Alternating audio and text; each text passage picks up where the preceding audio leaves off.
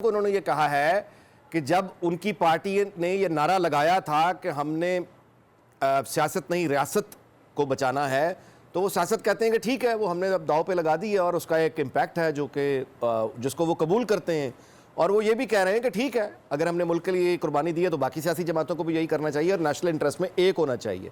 तो अहमद अवैस साहब, इस लिहाज से तो फिर आपको, यानी आपके लिए ये खुशी की खबर है कि PMLN के जब अपने रहनुमा भी ये कह रहे हैं कि सियासत तो कुर्बान हो चुकी, तो फिर आगे इलेक्शन आपका होगा। जी, पहली बात तो यह है कि उन्होंने किसी किस्म की कुर्बानी नहीं दी है। देखिए ना, कुर्बानी तो तब हो कि एक अवामी नुमाइंदा हो और वो अपने सारे इंटरेस्ट को छोड़ के डिस्पैशनेट होके कौम के लिए सेल्फलेस होके फैसले करे और फैसलों पे अमल करे और अपनी ऑनेस्टी पे कायम रहे। फिर तो आप कहिए कि बहुत बड़ी कुर्बानी दे दी।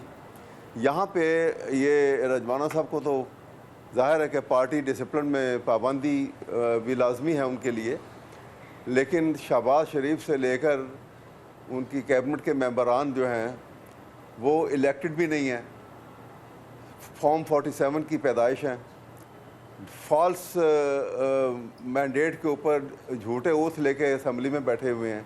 इसीलिए आवाम जो हैं एक तरफ हैं और ये एक तरफ हैं। आवाम का कोई इंटरेस्ट हुकूमत में नहीं है। ये आप देख रहे हैं, आप परसेंटेज आती होगी जो सर्वेज हो रहे हैं उनमें क्या people are disinterested in the affair of the government. और दूसरी बात यह है कि ये कुर्बानी वाली मुझे समझ नहीं आया कि कुर्बानी कौन सी दी है इन्होंने।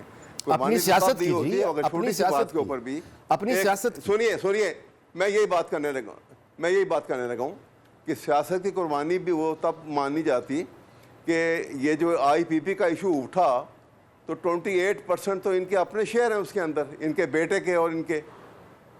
अगर ये अपने शेयर्स के इतना कौम ने इनको 2 दफ़ा ये प्राइम मिनिस्टर बन गए, जैसे भी बन गए, ये कहते हैं कि चलो जी इस वक्त कौम को ज़रूरत है, वो अरबों रुपए जो हमने लिए थे हम वापस कर रहे हैं कौम को। बाकियों के लिए भी एक मॉरल स्ट्रेंथ जो है इनकी इतनी हाई हो जाती कि बाकियों को भी देना पड़ता या वो असरात बाद आ जाते। यहाँ पे तो उन्होंने ये कौम कुर्बानी दी कि अपना जो उनका महाना जो उनके जो थे सैलरी थी वो उन्होंने कहा कि मैं नहीं लूँगा, लेकिन उनका बेटा और उनकी फैमिली जो है वो अरबों रुपए जो बग़ैर यूनिट दिए बिजली के हासिल कर रही है, उसका कौन जवाब देगा? आप ये डाइकोटमी जो है ना, ये डबल स्टैंडर्ड और ये मुनाफिकत ये कौम को खा गई है। जी, कादिर मंदोखेल साहब,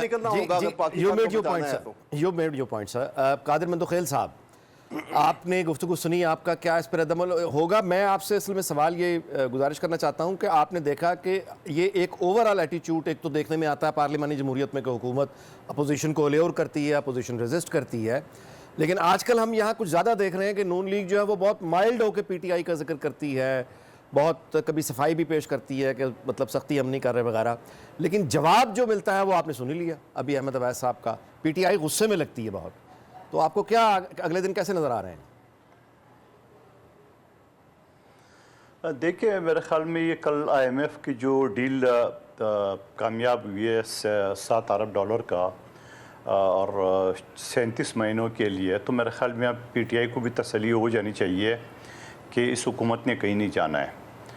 कमज़ोरियाँ ज़रूर है, नाकामियाँ ज़रूर है। बहुत सारी जो IPPs की बात की अहमद अवैस साहब से, उससे मैं इत्तफ़ाक़ करता हूँ, बिल्कुल ऐसी है।